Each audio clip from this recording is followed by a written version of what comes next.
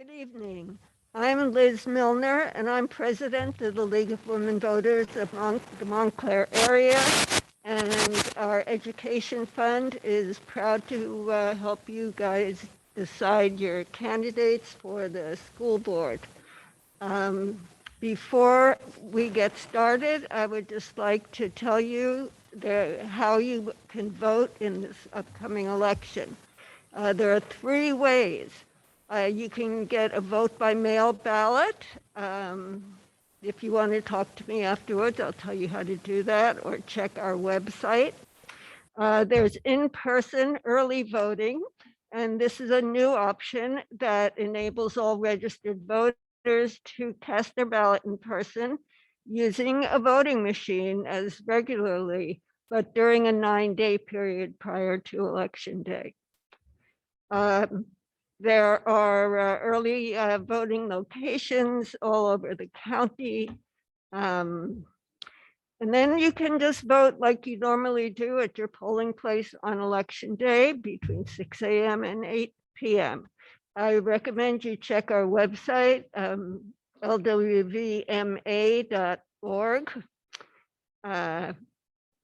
and for all the voting information this November 2nd. Okay, I'm going to turn this over now to Kate Kern, who is the co-president of the Verona Conference of School Community Associations. Thank you.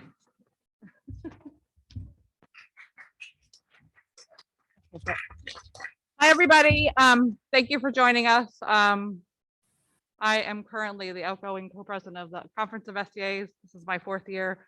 I'm honored to be here with our candidates for the Board of Education, and I appreciate you coming. And I'm going to introduce now our moderator from the League of Women Voters from Montclair, Donna Ward.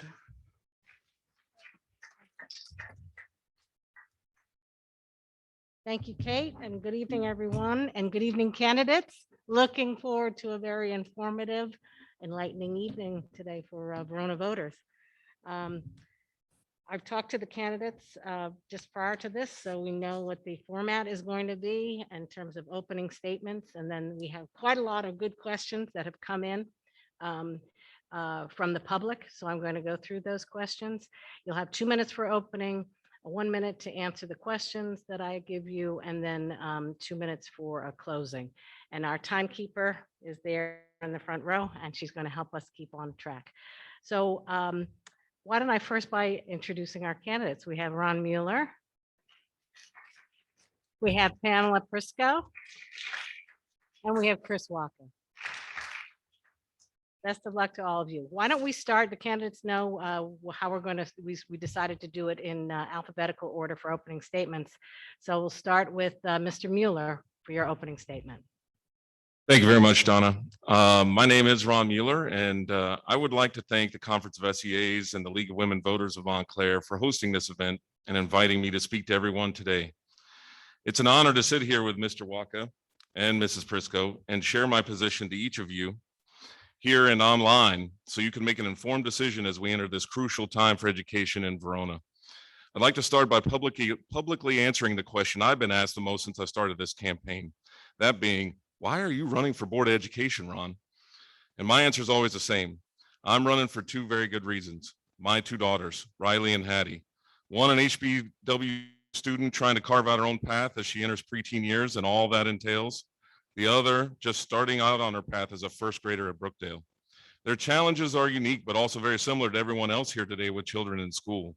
We are extremely fortunate to have a community that is ready to stand up and support children, not only during Friday night lights and Saturday morning pitches, but who want them to be exposed to the arts, languages, science, technologies, both emerging and traditional, that allow each child to find and embrace their own passions and create that future version of themselves. Some of these journeys require resources to assist our children, for example, IEPs and the correct amount of social and emotional resources, while other journeys require comfortable and safe facilities and classroom resources to ensure optimal learning environments. I can help ensure that support through hiring the right administration and proposing policy changes while providing key fiscal prowess. I bring to the table a 20-year professional background in budget planning, hiring, management, and strategic planning, as well as my experience as co-president of the Brookdale SEA and a chair of the Parents Reopening Committee. Our board will face many of these challenges in the coming years, including hiring a new superintendent and balancing a budget that will be strained going forward with the continual influx of new school-age children. But I'm ready for that challenge. I embrace the chance to do what I can for all our kids by working together with the other members of the board and focusing on the key pillars of our platform, being transparency, accountability, and accessibility. Because in the end, everything we do should be for the kids. Thank you.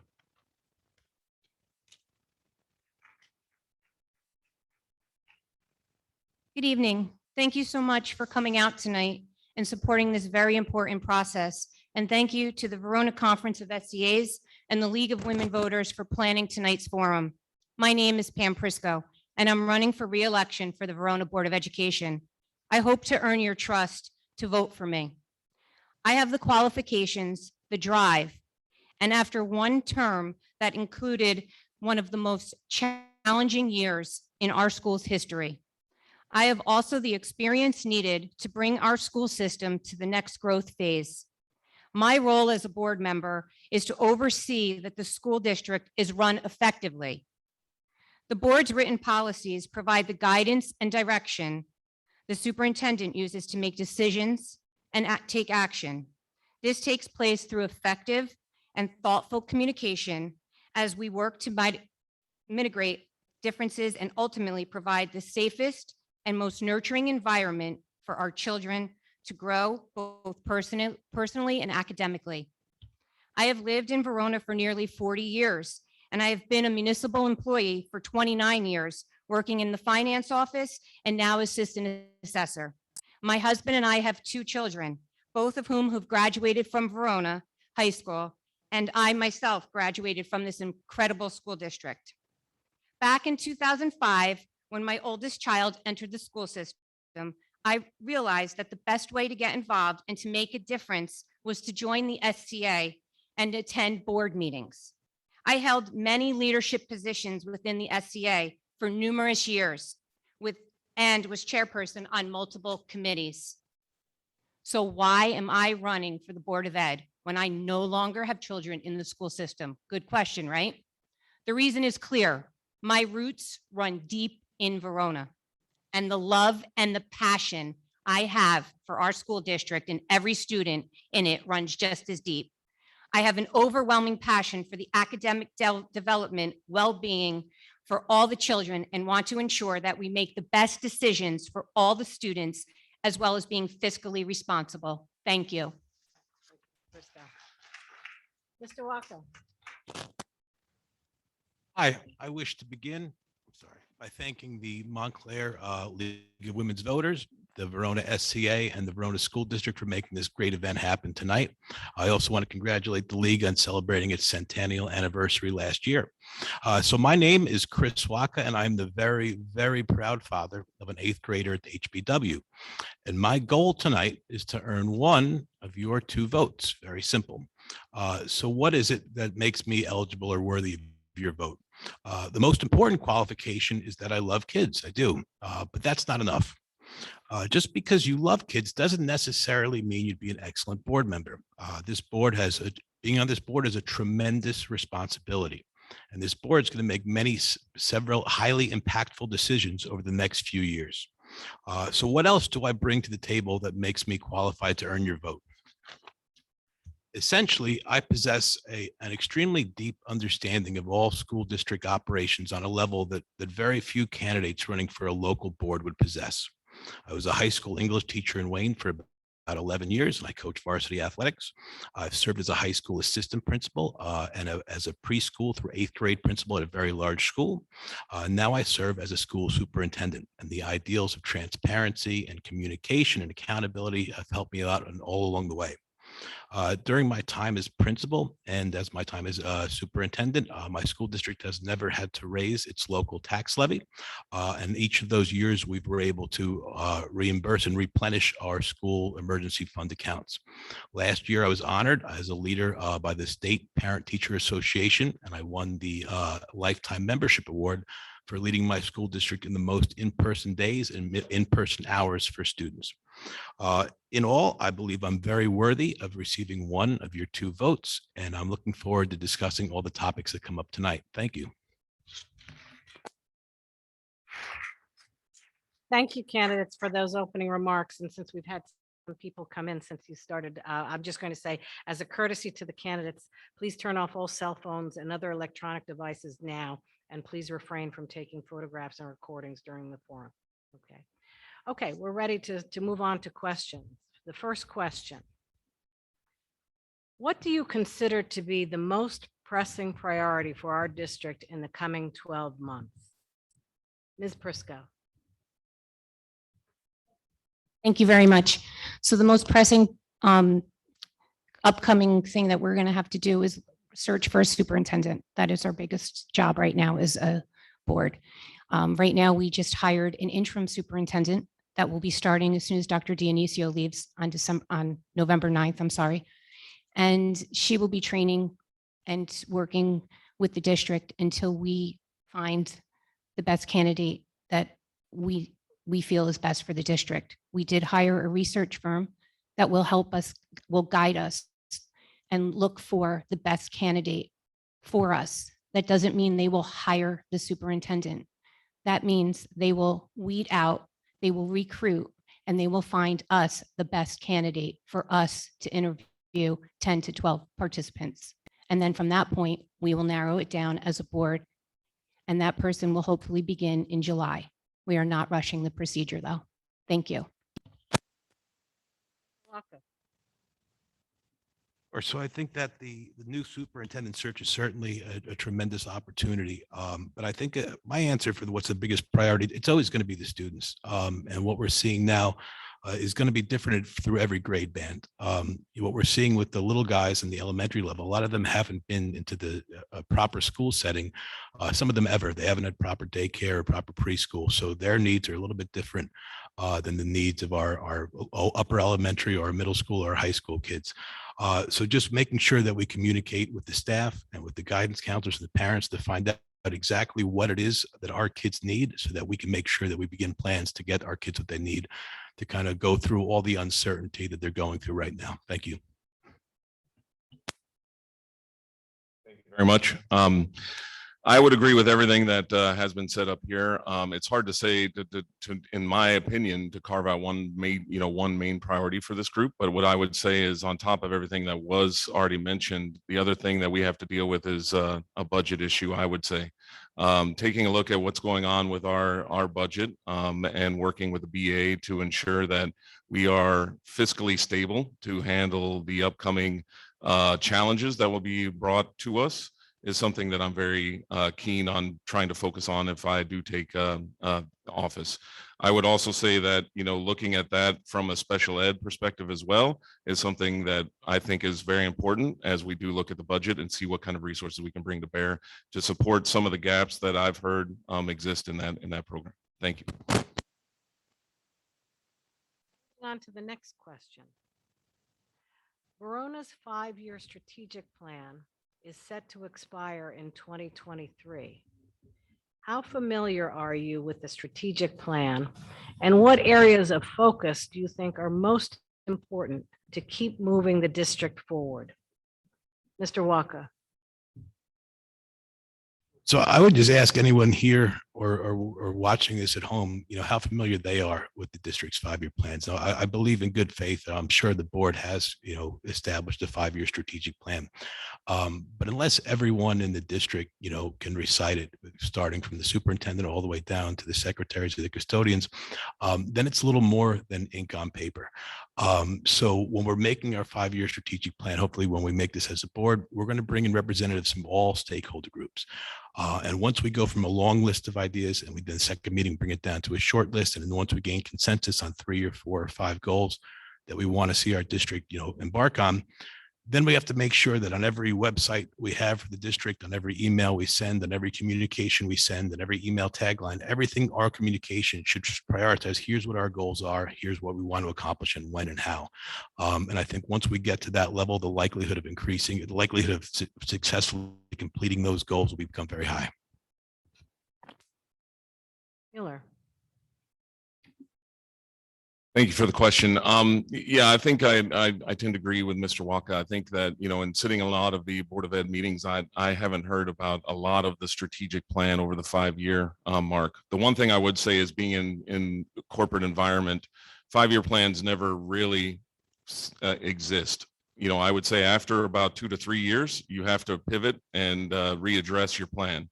I think this is a crucial time to discuss that 5-year plan, what those pillars are, but how we go about changing that plan, because we do have these challenges that are coming up, particularly, with in the next couple of years, we're going to have, a potential influx of new children into our school district. So, the existing 5-year plan that was built, 2, 3, 4, 5 years ago may not be the same plan we need today. And I would say that we need that flexibility. Thank you very much. So the strategic plan has been posted up on our website since 2018. It expires in 2023. We will be researching for a group of committee members from the community to serve on the next strategic plan. However, the strategic plan has been posted. It's posted in the schools, and we have followed through for all the strategic plans that we have set out for in 2018 from the committees that's met, from our entire community, staff members, and everything was established. And going forward in 2022, we will again look for community members to put their heads together and make up different ideas going forward as to what we feel we need best for our district, just like in 2018 when they established the 2018 to 2023 strategic plan. So we have implemented the strategic plan, and it is posted right on our Verona Schools website. Thank you.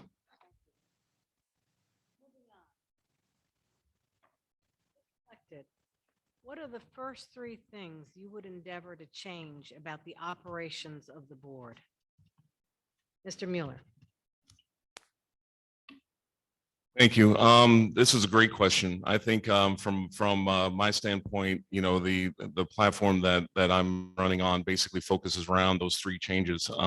I would say transparency is key. Giving the opportunity for all of the community to attend and, to provide feedback to the Board of Ed through, online meetings, understanding that a lot of people are busy on Tuesday nights and usually are shuttling their children around or having to be away from the auditorium. So giving them that access to these meetings would be key going forward. Not just one-way communication, but 2. Accountability, I think, is big as well. Fully embracing the communities and understanding what are the concerns of the communities in a way that allows them to feel like they have input into the Board of Ed and the policies that are being made. And again, that I think ties into accessibility as well. That's the 3 key areas I'd love to try to focus on as we move forward. Thank you. Thank you. Oh, thank you. So we've been hearing over the past, since I've been a board member, transparency is number 1. So I would like to continue that and grow upon that and make that better. Obviously, no one's perfect. So we can definitely improve on our transparency. All of our information is posted up on our website, but that is one thing that we can work forward to. Communication seems to be another task that we are working towards as board members to make better for the community to access our meetings. We are looking to get a form up online for people to ask their questions if they can't reach us through however other means. And just being, I think, open and honest. And that's the biggest thing in our community, is being open and honest. And that's what I would like to see going forward. Thank you. So the 3 things I would change if I get on the board would be the 3 things I'd still want to change, even if I don't win a seat on the board. The first would be, I'd like to see Zoom brought back at board meetings. I think it's a beautiful opportunity for people in the community from their home to be able to directly ask the chief school administrator a question about school operations.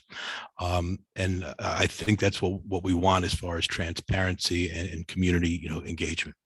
I'd like to see data that our district has be given to us in advance. And like, I think the district did a good job, giving us the survey results and making all these surveys. But unless you were we were processing and extrapolating the data in real time because it was being presented as, while we're watching on Zoom. But if we'd had more time to look at the data, then I think some of the questions that we would have gotten would be better questions. I'd like to see us use more types of communications. We have so many instruments that we could use, whether it's, our Facebook district, it hasn't been updated in a very long time. We have Instagram, we have YouTube. So I'd like to see us kind of find more places where the people are at so we can get the message to them. Thank you. Now moving on to the next question. What ideas do you have for concrete initiatives that can be put into place immediately to combat racism and discrimination in our schools? Ms. Prisco.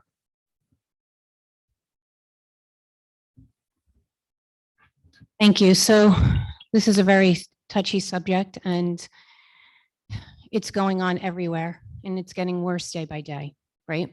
So how do we combat that? How do we make it better? It starts at home. That's where it starts.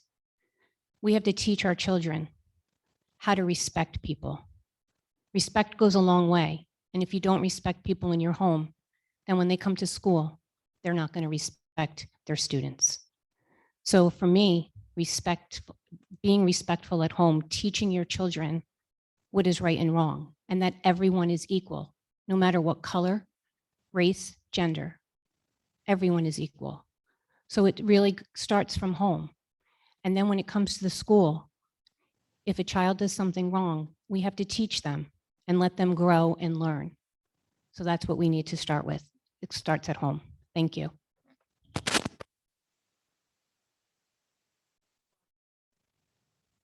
Well, I don't want to put in any initiatives until I first, get a chance to review the data just to see what the extent of the problem is or how prevalent the problem is. So, we have the HIB data, the board reviews the violence and vandalism reports every October of November. So that'll give us a better scope of, how much need we have, to address this particular issue. But I also think too, it's important to understand that within our curriculum, there's so many opportunities to explore this. Like you can't teach Huck Finn or To Kill a Mockingbird or the civil rights movement or any of these things without exploring the idea of social justice and racism. So there's so many opportunities that we have built into the curriculum. And, these are the things that our kids are interested in. So when we do have these incidents happening either locally or nationally, our goal as educators is to teach the skills. And if we could use the platform of what's going on in the world to enhance our students' understanding these skills, then that's what we should look to do. Thank you for the question. Yeah, I would say that during one of the last BOE meetings, I saw two individuals stand up and actually give their account of what was going on while they were in high school. And I was, my eyes were opened, I would say, during that period. I was also a little bit surprised that, it was the first that some of the administration had heard about it. So I would say that, it's something that the board should discuss how they address going forward and what actions they can take as a group to ensure that this doesn't fly underneath the radar and that there are policies in place and there are resources in place to support those needs to ensure that everybody is felt like they are treated equal. I would also, say that what Mr. Walker was saying about ensuring that the teachers and the staff are empowered to be able to, discuss those issues in class, I think is very key. Thank you. Moving on.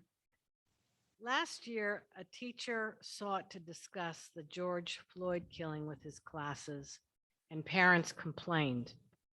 How do we allow for frank discussion around racism and injustice in our schools? Mr. Mueller.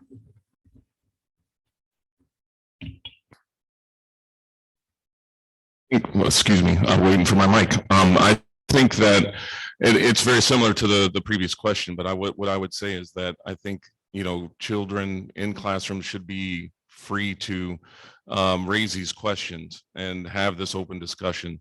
I would also, say that, there should be available, social and emotional learning resources as well. So if a kid, if a child believes that they cannot raise this in class, that they have an outlet that they could bring that to. I do know that, the social and emotional learning resources available to us now seem, from my opinion, to be lacking. And, they're not as prevalent as they should be in our district. And something that, definitely should be discussed as we move ahead. And we have to face these tough issues. Thank you. Mr. Walker. You discussed that particular incident, and to be fair, I'd have to get more context about what was said or what wasn't said or how it was said, before I opine on that. But essentially, as educators in every single subject, we teach skills, and it's perfectly okay to use what's going on in the world to map against the platforms that we use to teach these skills. So I think that if I guess on the macro level, we want to make sure that if we're looking to do this, that we talk to the teacher association leadership and the guidance staff so that we can provide the kind of training that the staff might need in order so they can have these conversations at the most effective level. But to your first point, I don't know enough about the situation to comment on that.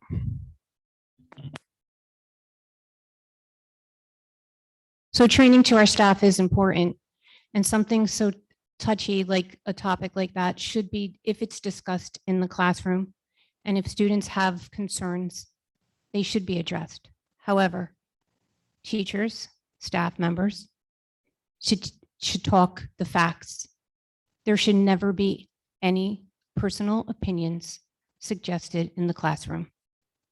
It should be facts, and it should not be hatred towards any other people that were involved, specifically with the George Floyd case. You talk about George Floyd, that's one thing. You don't have to drag the police into it or any other kind of venues into it. You answer the question as a staff member, and any other further questions that a child should have, then they can ask that, but it shouldn't be based off of a teacher's personal beliefs or their opinions. Thank you.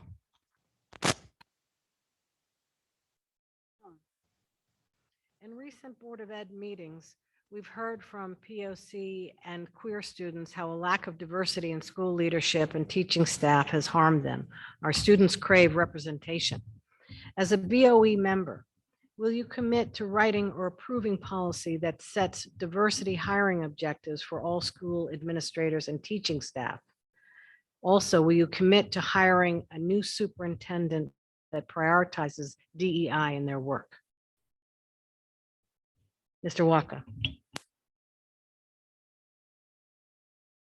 Really important thing to understand about this, and I haven't heard enough people talk about this, but it's a fact. About 15% of all the New Jersey teaching certificates that are currently being held are held by minority candidates.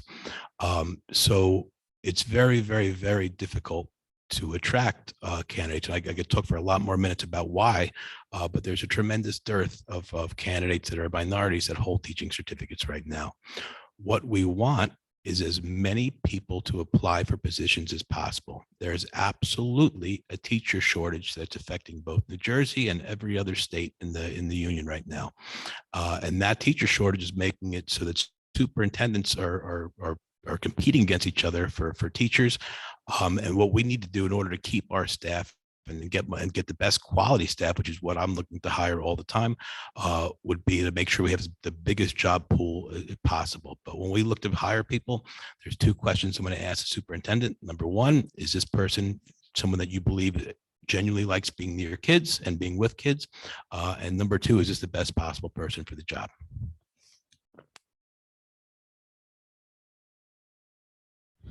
Yeah, I would definitely agree with what Mr. Walker is saying here. I would say that, you need the best person for the position. And for me, making sure that there is a candidate pool that could address all of those issues is also important. But if it depends on, what you're given. In all the years that I've been working in the corporate environment, you put out a You put out a job description, you put out a request for applications, and you get what you get, and it's all dependent on who applies for the position. But with that said, I think that you can be very upfront about, what you would desire to have, what kind of skill set you would desire to review while you're looking at this position. But definitely it comes down to who applies for the job and who is the best person out of that applicant pool. Thank you very much. So Verona should always hire the most qualified candidate to teach our students. That's what we are looking for, the most qualified candidate. And I also feel that if there is a candidate that is within our district that is qualified and applies for the position, then they should receive that position. If they have worked and gained the trust of the school district and the administrators, then they should be looked at and hired for the position. It doesn't matter what race they are. And again, Dr. Charlie Miller, our curriculum director, when he advertises for positions, he advertises in NEMNET to get the broader applicants as well. So we do look for diverse candidates. And like Mr. Walker said, the pool is small, but we want the best qualified candidates to teach our students. Thank you.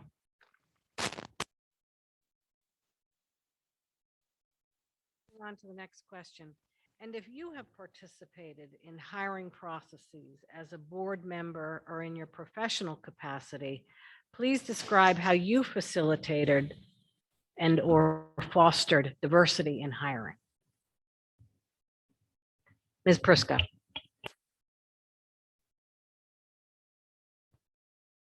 Participated in hiring processes as a board member or in your professional capacity, please describe how you facilitated and or fostered diversity in hiring.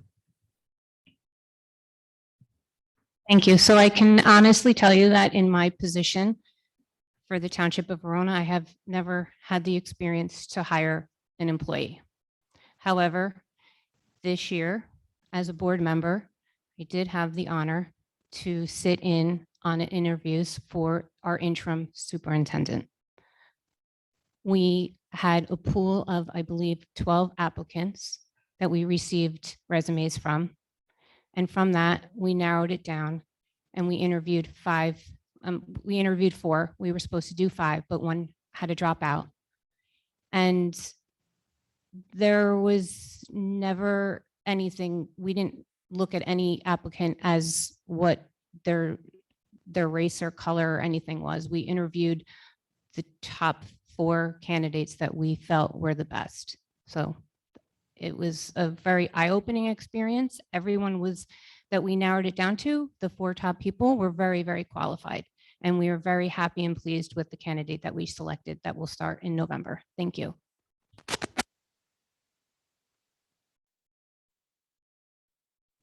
So I think when you go about hiring somebody, one of the key things that you do is where you look for your applicants, and what you tell your search firm or your HR department or whoever it is that's going to be providing you with those applicants, what's a key element of what you're looking for.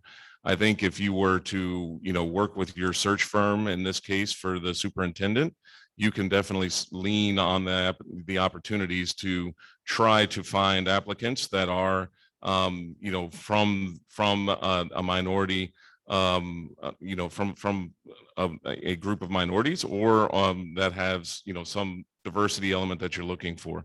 I would say that it's very important to, give the search firm that criteria and make sure that they can go out and search for those candidate pools that are going to be qualified, one, for the position, but also take into account an eye for, diversity and inclusion as well.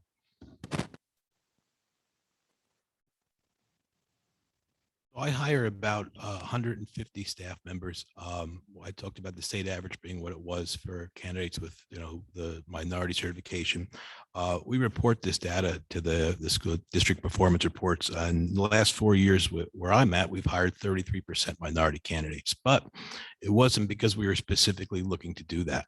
It was because we needed to get as many people in the job pool as possible. And those were the candidates that did the best jobs. Now, what has worked for us, because again, our goal was to get as many candidates as possible, was we put on our job descriptions, minority candidates are encouraged to apply.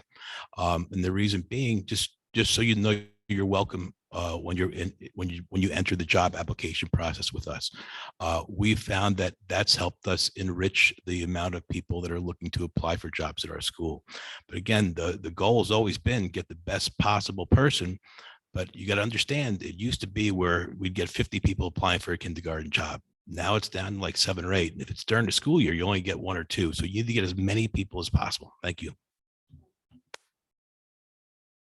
On.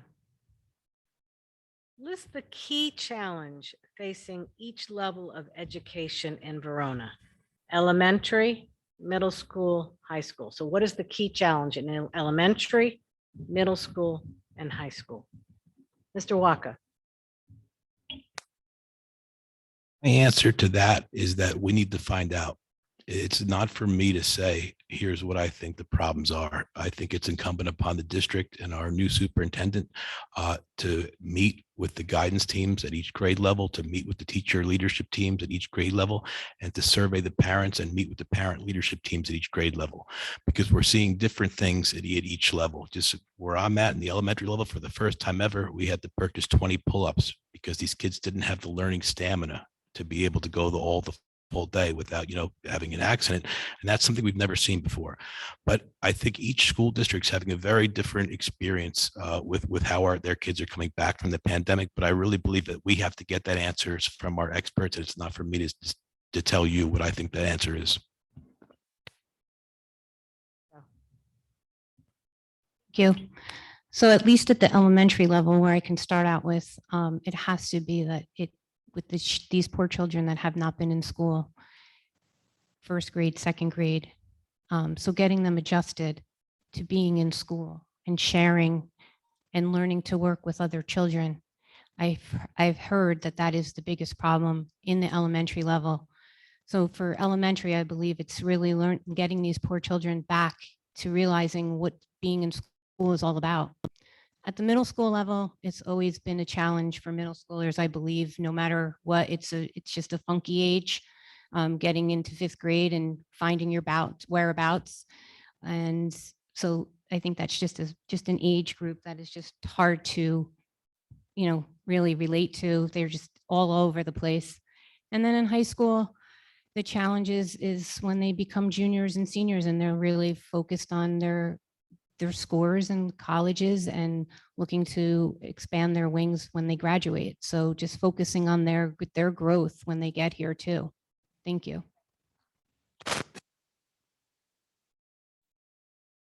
Yeah, I would say that's it's a great question, but I would say as a Board of Education, the number one job of the Board of Education is to hire the right superintendent to address the needs and to identify the needs, as you mentioned, for each elementary, middle, and high school student. Work with the teachers, work with the staff, understand what those issues are. And, the other job of the board is to ensure that, the students have a safe and functioning, set of facilities that they can utilize, that the HVAC is working, that the fans are on, that everything is there that can be provided for them to make sure that they're safe and comfortable in order to address those needs that are identified. And if those needs are identified and sent up to the board as something that the board can basically write policy on and help support, then that's what the role of the Board of Education is. And it's in their purview to make sure that they address those needs. So I would say lean on your staff and your administration and make sure that you can address those needs and do what you need to support them. Okay. Moving on. There's an organization called CHILD, C-H-I-L-D, which is Verona's Special Education Parent Advisory Committee. This organization was created by parents to support the emotional, social, and academic well-being of children with special needs. As a board member, would you consider connecting with this organization? And if so, how do you think that relationship could help the special education community? Mr. Mueller. It's a very long question. I'm going to try to make sure I can understand it all, but I think the gist of it is that there is the Special Education Advisory Committee that exists in the town. Or a relationship, we won't count the timing. I'll make sure that you So, understand. it. thank you. Yeah, making sure that everyone understands it. There's a special education parent advisory committee. They're Understood. looking to establish relationships with board members. And if they are to have a relationship, how could that help special education kids? Yeah, and like I said in the beginning, special education, I think is definitely a focus area that, if I were to be elected to the Board of Education, something that I think we need to focus on. I've had numerous conversations around this town with a number of parents that have children with IEPs, and it seems to be a very big frustration with the amount of resources or support that they're given for that their children. So I think that if the community is forming this group, it behooves the Board of Education to at least engage with them to understand what their issues are and see how they can support them.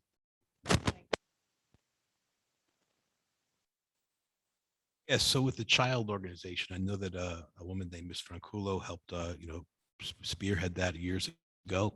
And I know that Miss Kristen Donahue is also an active leader in that organization. So the short answer is, would I be, yes, of course, I would look forward to work with them and hearing that what their needs are. Now, with special education, it's really important to understand that the IEP, the I means individualized. So we have 355 students right now in our district that have IEPs. So hypothetically, there could be 355 different plans that these students get. So it's a very complicated thing for a district to make sure that all the needs are met. However, these are legally binding documents, so we have to make sure all these needs are met.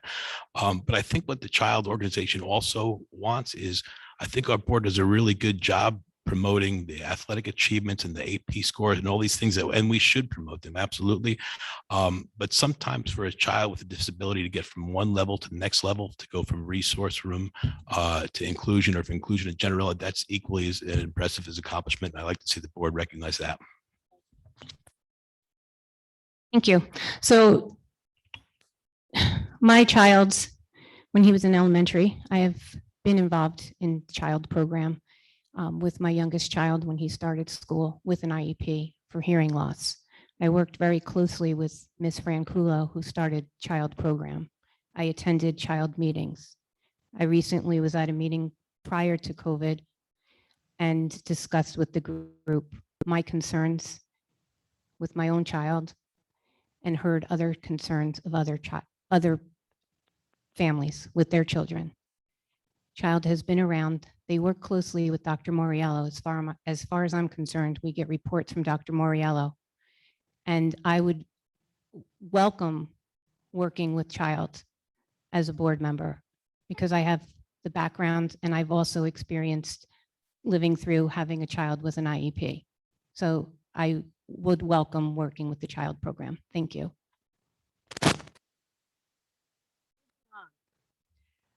The most recent state level assessments have Verona students with a proficiency rate of 71.4% and 51.9% for English and math, respectively, and the average SAT score is 1155. Yet during the last self-assessment, the board gave itself the highest possible rating for student achievement, a 4 out of 4. Do you feel this self-assessment rating is accurate given these statistics? Ms. Priska.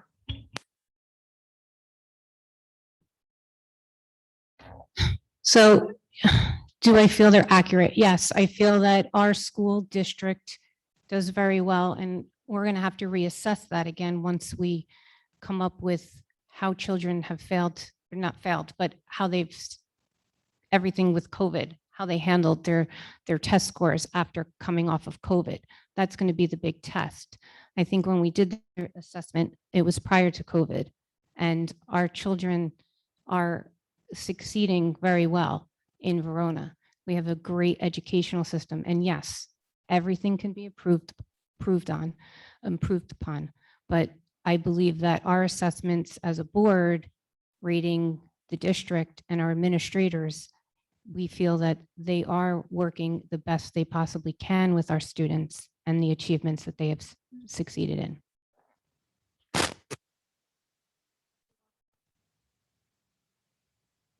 With the board self-assessment, and I say this, kindly, like I don't really, care what they self-assess, because, you could look at, the metrics of AP scores and SAT scores, and they are important. But I think my philosophy is that there's two questions that we ask at the micro level each day to determine if a school system or a school district or even a school board's effective. And we all do it. We say to our kid at the dinner table, how was your day and what did you learn? And when we ask how their day was, we're asking, were you respected? Did you feel included? Did you feel like you belong there? And when we ask, what did you learn? What we really want to know is what made them excited? What made them engaged? Because if they say it's dinosaurs, that we're going to be going to the dinosaur museum the next weekend because we want to support what our kids are into.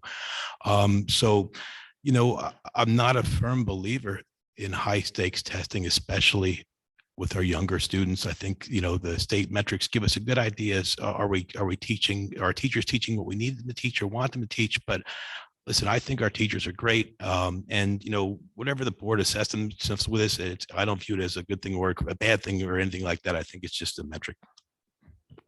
Mueller.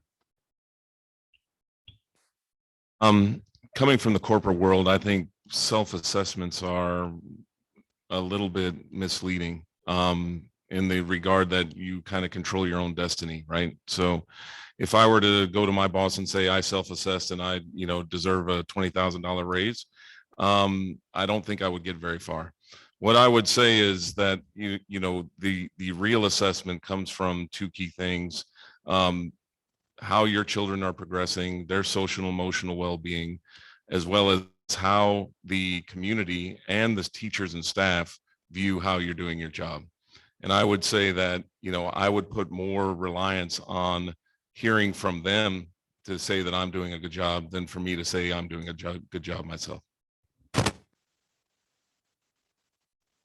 Moving on. The Verona Board of Education has embarked on a superintendent search. In your opinion, what are the top 3 qualities of a strong superintendent to lead our district moving forward? Mr. Walker. I think because I'm also a superintendent, I think it would be a mistake to assume that I'd want to get someone that's just like me, because I don't want the Verona superintendent job. What I'm more interested in is not even what's your take for the superintendent on what the hot button issue is now. What I'm interested to know is what's your process for identifying problems? What's your process for solving problems? What's your process for communicating with staff, with communicating with parents, with communicating with, communicating with the board? I want to know what their process is for building relationships within the town. So there's so many different aspects of school operation that we need to make sure that we get a superintendent that's very well versed on. And what I'm looking to do, if I'm fortunate enough to get a seat on this board, is once we interview these candidates, I'm looking to discover who walks the walk and who can walk the talk. I'm looking forward to going into their school performance reports and looking at their school agendas, their district plans, and all these things that I know how to find, and see that we're getting someone that's able to do what they said they can do. Thank you. For me, it comes down to 3 key things. The next superintendent should have fiscal responsibility, fully understand what is the current budgets and what is the current issues with our budgets and where are we going to need to focus on. Community outreach is big, not only within, the parent groups, the teacher groups, the staff groups, but also with the town. I think that, the new superintendent will have to work closely with the town as we deal with a lot of challenges that will be coming up with, an influx of children potentially coming in the next couple of years. And I would say, the ability to lead is very important. And I don't mean ability to lead like tell people what to do and, browbeat them, but I would say ability to lead by inspiring your people to the point where they will love to come to work and love to follow you every day. Thank you. So for the next superintendent, I would say the most important quality is for somebody that could work very well with the staff and with the students. That is very important. Someone that is honest and shows visibility, someone that's around and has a listening ear and will listen to the community, students, and the staff. It's very important to listen to your staff. They are the key reason that our students succeed. So a superintendent to me has to be a good listener, a good leader, and an honest person. Thank you. Moving on, related to the search for a new superintendent, how will you ensure that not only are qualified, diverse candidates considered, but that the process will be fair, equitable, and conducted without bias towards maintaining the status quo? Mr. Mueller.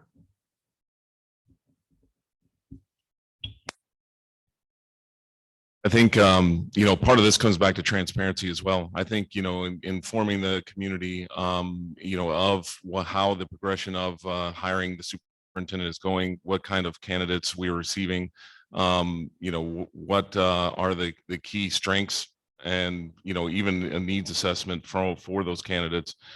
Even though the community cannot decide on on hiring the person, letting the community know and bringing the community along all along the way as the hiring process is going through all of the different motions is important, I think, so that people do buy into the fact that the new superintendent will be coming into their school district, but they know in advance who that person will be, to an extent that is allowed by the Board of Education. So this is a great question because we are going to involve the community in the search of a superintendent. The firm that we hire will be conducting surveys that will go out to the community. So the surveys will go out, the community members will be able to assist and give information and give feedback to what the community is looking for as well. They will gather the feedback from the board members, staff, community, students, and government officials, and see what is the best candidate we are looking for. So the community will definitely have an involvement with our hiring practice as well. They won't hire, but they will be able to complete a survey and give us their opinions as well. Thank you. So I thought it was a very wise decision that this board decided to use a superintendent search firm. I'm not familiar with this particular term, but ironically, they headhunted me for a position in August. So we know that they will actively look to bring people into the process. And I agree with what Pam said. Like, what's going to happen is this superintendent search firm is going to talk to stakeholder groups at all levels, as well as staff stakeholder groups, to say, what are your needs, or what are you looking for a superintendent? And what they're going to do then is come back to the board and say, here's the 3 or 4 things we keep hearing from the special ed community, from the teacher community, from this community, from that community, from the athletes, from the artists. Like, we're going to start seeing common things, and that's going to clue the board into, here's what we should look for, and here's the kind of questions we should ask of our superintendent during the 2nd or 3rd or 4th round of the superintendent search process. But I also did like how the board was telling us the last time we had this many candidates, or this many candidates, this many states for the interim position. So I think that also adds to the transparency and the fairness of the process. Thank you. What is your position on the Verona public school system entering into and receiving funding from the National School Lunch Program? Please explain why you have the position that you do. We'll start with Ms. Prisco. Thank you. So this has come up. It was discussed with our last business administrator. We now have a new business administrator, Jorge Cruz, who's fantastic. He has been researching, getting information from Pomptonian, our food lunch provider. He has been talking to other districts about the National Lunch Program and how it'll benefit us. We as a board do not make this decision alone. There is a survey that went out, another survey that just went out to the community. We will get the community's feedback. He will work with that. He will work with the information that was received from other districts and how they like the program. And he will also speak with the SEAs. Our SEAs are a vital it's a vital fundraiser for our SCAs, and there could be a lot that is lost through our SCA program. So there's a lot to be discussed yet, and we are working with it with Mr. Cruz. Thank you. So a board member does not have executive power, and a board member does not have governance power. So with the issue of school lunch, this can only come on an agenda if the superintendent or the interim superintendent puts it on agenda. And if it gets on an agenda, then it's up to the board members to ask questions and ultimately vote. But, so my position is I don't think we should do anything until the new superintendent comes in and decides if she wants to put this on. Now, what we need to be cognizant of is that we need to make sure that, our revenue and our expenditures get to that zero sum level. If we get to a position where we have to either make cuts for staffing or make cuts for programming, either now or 2 or 3 years in the future when this development comes, because we're spending too much money from our budget paying for lunches, then my position is going to be, I don't ever want to see staffing reduced, and I don't ever want to see student programming reduced.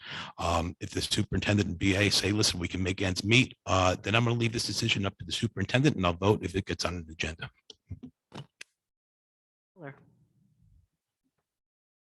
I agree with everything that's been set up here. But the one thing I would say is that, I would have to see the facts and figures to make an informed decision.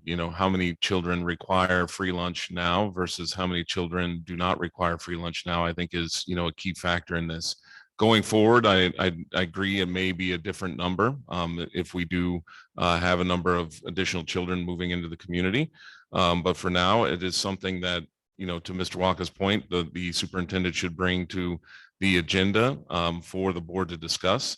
But I would also say that it should be an item on the agenda that is discussed separately and is voted on separately, because it is a very interesting topic right now. And I think there's a lot of, differing opinions within the community, and the community should see this, discussed separately and addressed separately. For me, it would come down to, if it was on the agenda, what the stats are, what the facts and figures are. And then obviously being from the SEA, being a president, co-president on the Brookdale SEAs will always find a way to get money out of parents. So they can figure out another way to make that money. But I would say that, it is an impact right now and something that would have to be addressed. Thank you. Moving on. Do you think school board meetings should be live streamed and with remote participation? Why? Start with Mr. Mueller. Yes.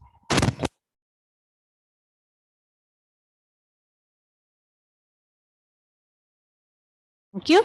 I knew this question was going to be coming up because it's all over social media.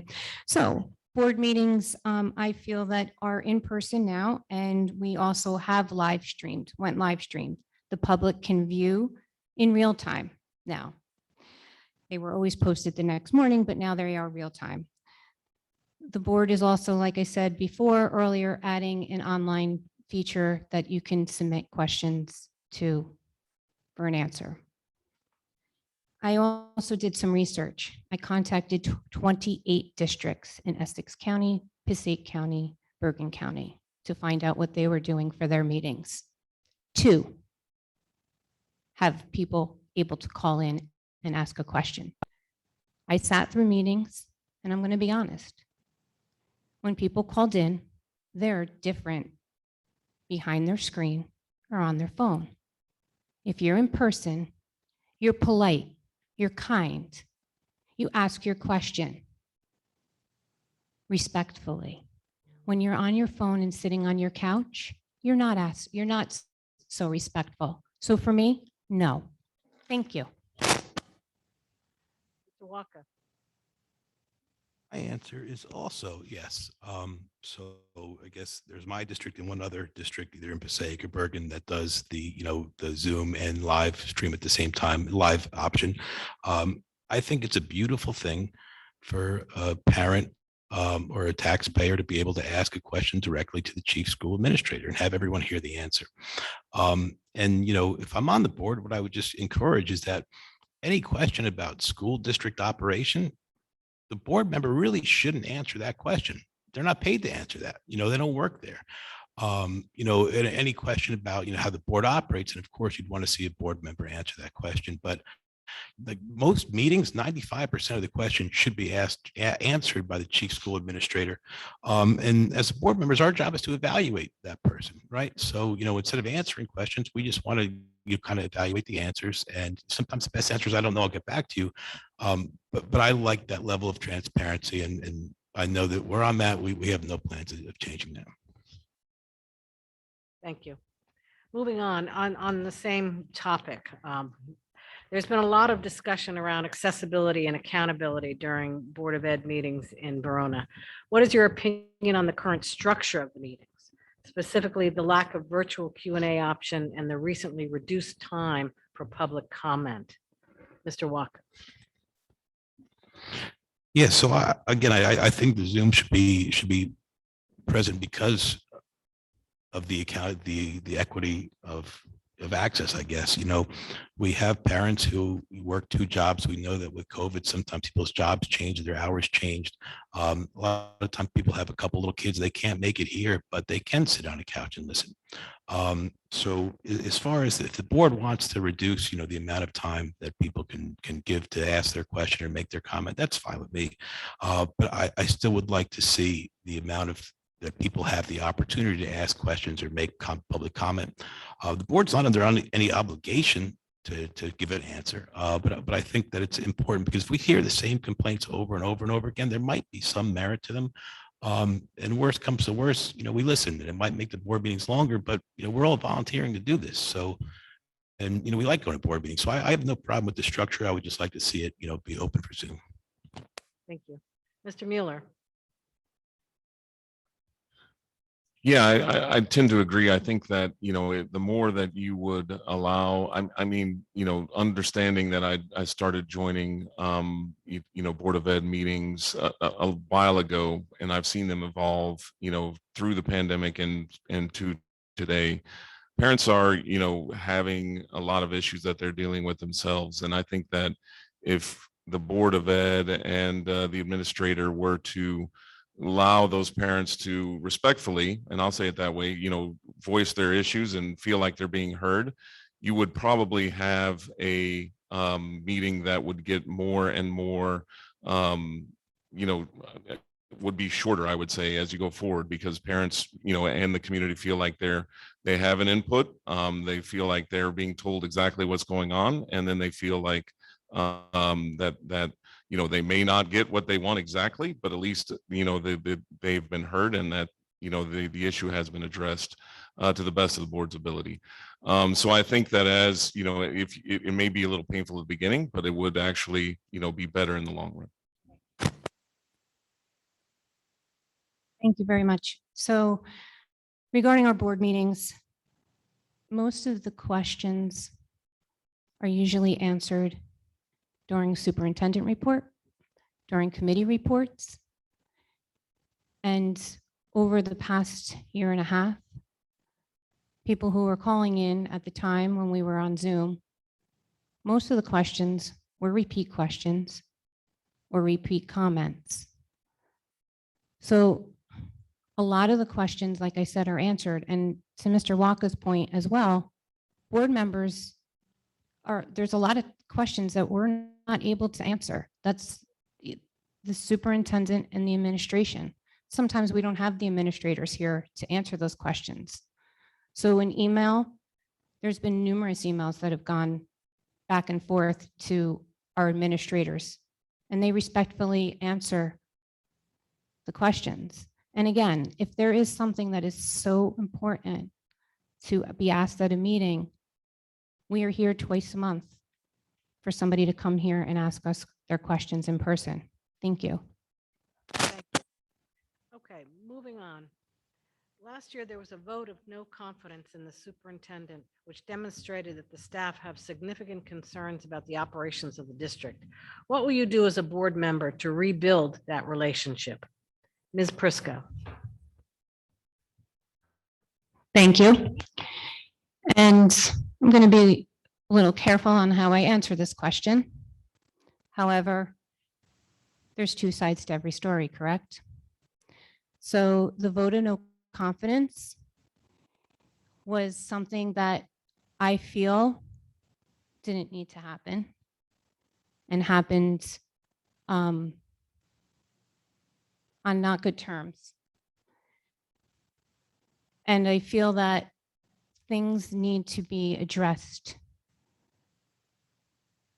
professionally. And to me, the vote of no confidence was something that was unprofessional. And I feel as a board going forward, our next superintendent has to work very closely with the staff and establish that good communications goes a long way.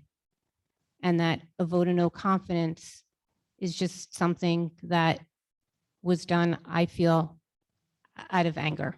Thank you.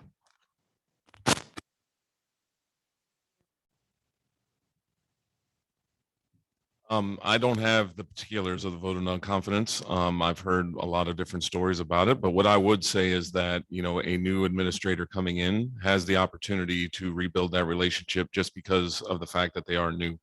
And understanding that, you know, this person, he or she coming into the role, you know, will have to reach out to the administration or reach out to the staff and reach out to the teachers. And I would expect them to, you know, have those conversations and figure out what are the issues that they're facing now. And in that should be able to start a new relationship. I won't say rebuild a relationship, but start a new relationship with them. For me, if I were to come into the Board of Education, I would be coming in new as well. And I would look to, you know, start building my own relationship as well, you know, where I could with the community, with the teachers and with the staff, so that, you know, we all move forward together as we enter this new direction with a new superintendent.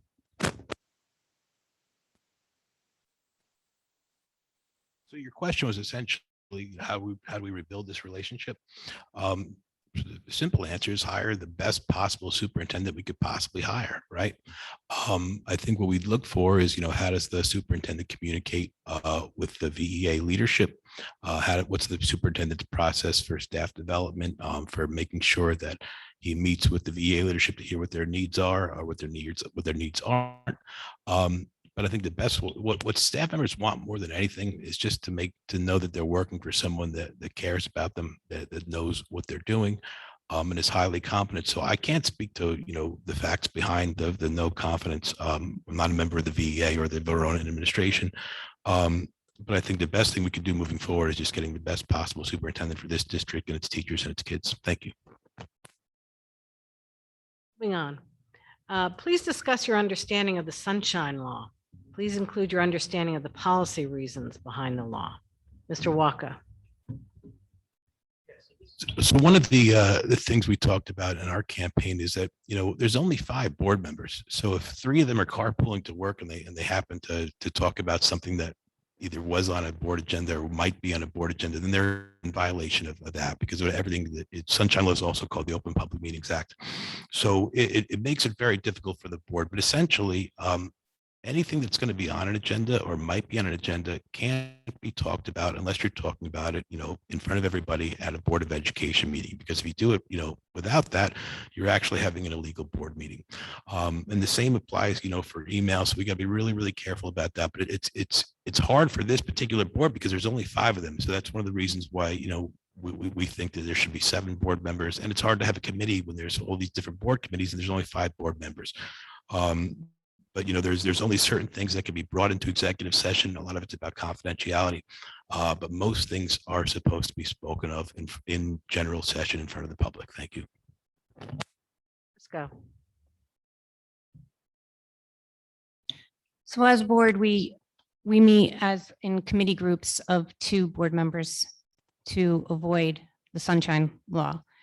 And like Mr. Walker said, it is sometimes difficult to get together and meet, you know, as 2 committee members with the administrators to go over our committee reports. I do feel that we follow and are respectful to the laws and do what we need to do and not, you know, go off rails. And, it's like, it is hard sometimes to get, sometimes we're in a meeting with just one and one administrator, and then we have to relay the information back, at our board meetings. So I do feel like we follow the sunshine laws. Thank you. Yeah, for me, I think it is, it would be easier if we did move to 7 board members. I also think that, the ability to, have those meetings and be able to follow the laws, it is challenging at the 5 board member level.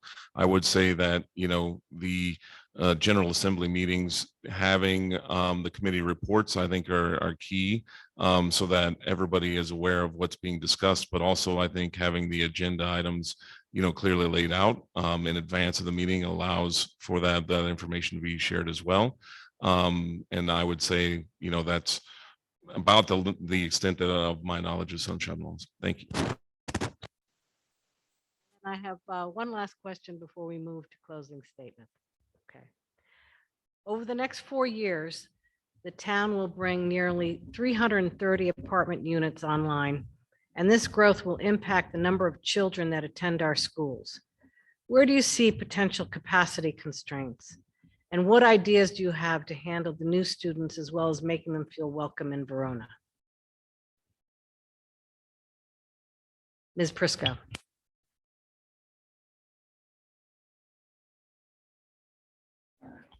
So prior to COVID, Dr. Dionisio did a pilot, we wanted to meet with the council regarding pilot funds and affordable housing and what's going to be coming down the pike in the future. We have the Cameco project that'll have about 95 units.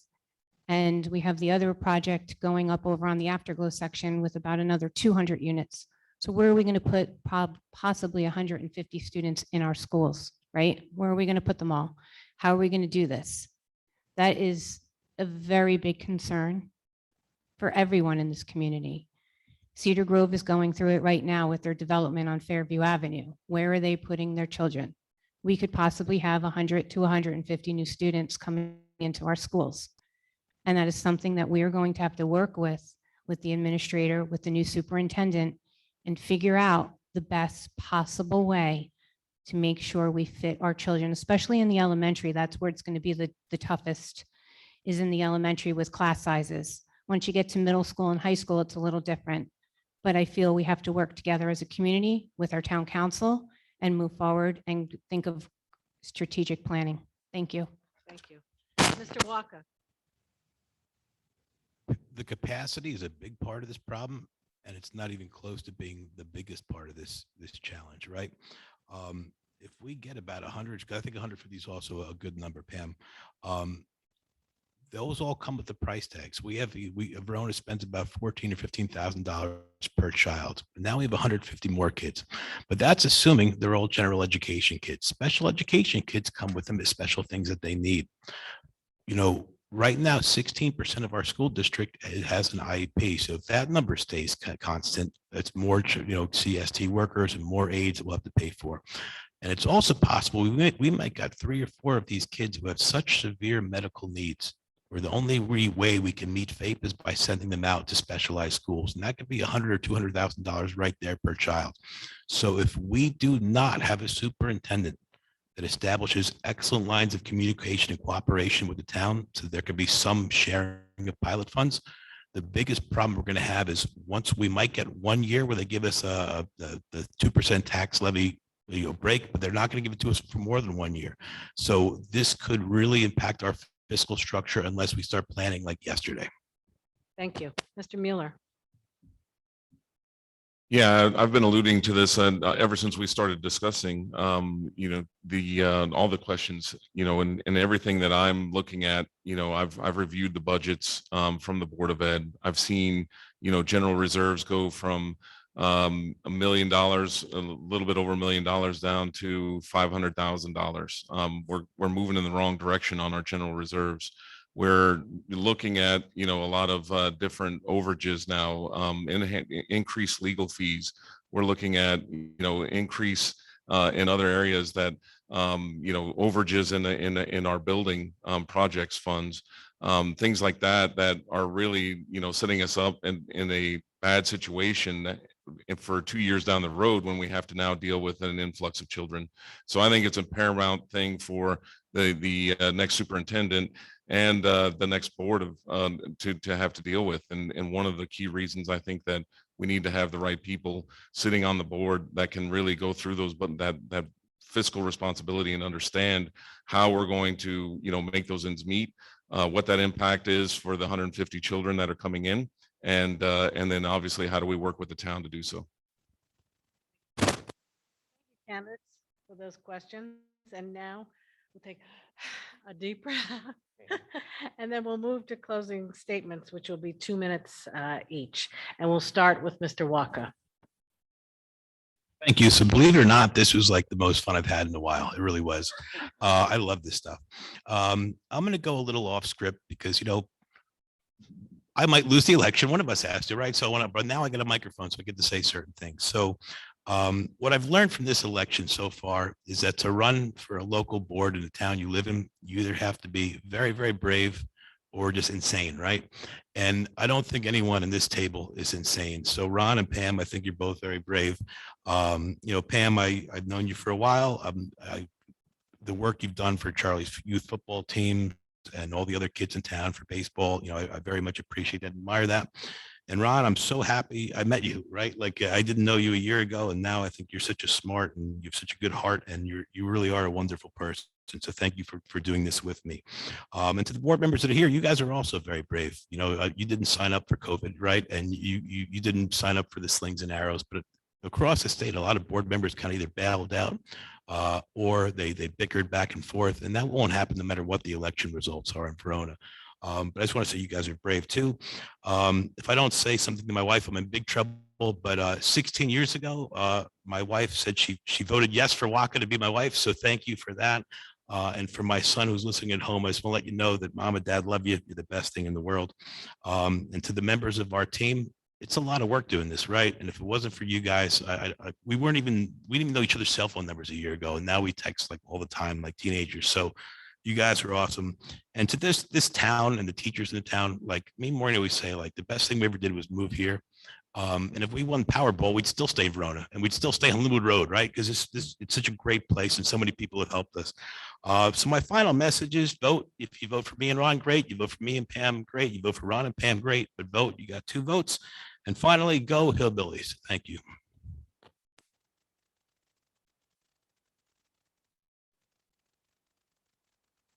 Mr. Mueller. That I expected that to go to, because you threw me a curveball. Well done, Donna. I just want to start out by saying something that my mother told me a long time ago. She said, "I'm going to give you the best possible education that I possibly can get for you." You know why? Because one day you're going to choose my nursing home. So I would say that is something that has stayed with me this whole time through all of these years. And there's a little bit of Midwestern wisdom in that. Take it for what you will, but this is all about the kids. This is all about what we're standing up for right now. I fully agree with everything that Chris said.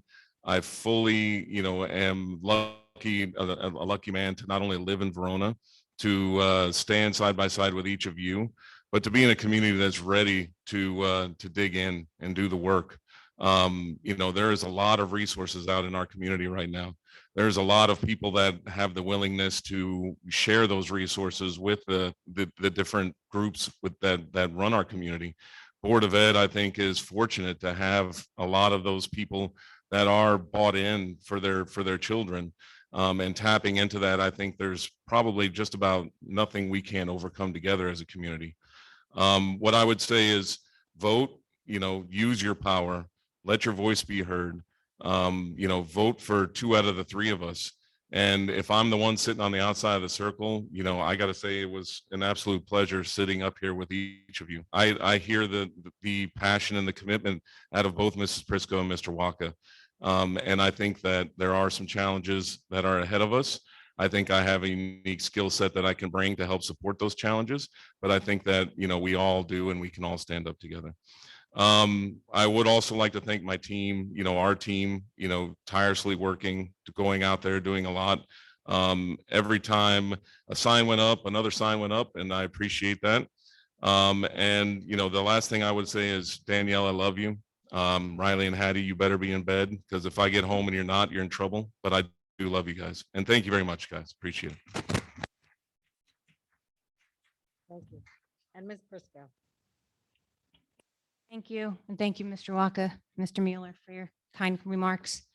Thank you again for all who took the time to engage in tonight's meaningful forum, and for the League of Women Voters and the Conference of SEAs, and to Chris and Ron. During the past 3 years on the board, I have grown so much, and I have realized how much work goes into running a very successful and solid school district. I want to thank our amazing staff and administration for always putting the children first and working so hard for our district, especially during these very difficult times. Verona is a desirable place because of the commitment and dedication they give to our children. The past 19 months as a board member, which was basically more than half of my term, has been so challenging. Decisions were made on guidance from the state of New Jersey and to ensure that the health and safety of all our students and staff were met. We need to come together as a community and bring more kindness to one another and stop blaming and attacking others if we do not agree with them, because our children are watching and they're listening. If reelected, my primary goal is to make sure that every student gets the best education in a safe environment, and that every student always feels welcome when they enter our school buildings. I have always lived up to something my dad instilled in me since I was a little girl, and that is always work hard, treat people with respect, and do not let anyone dull your sparkle. Please remember, I love this community, our school district. I'm committed to make Verona the best place for our students and our staff. I hope you will support me on November 2nd and vote line 1F, Pam Prisco. Thank you again and have a wonderful evening.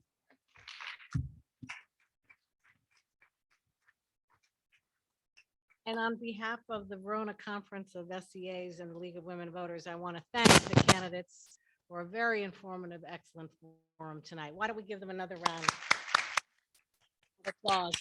And I know the candidates would want me to remind you yet again about voting. It all comes down to now getting out the vote. And any questions that you may have about voting, please look at the League website, lwvma.org. All the information that you need for voting is on there. Thank you again and good night.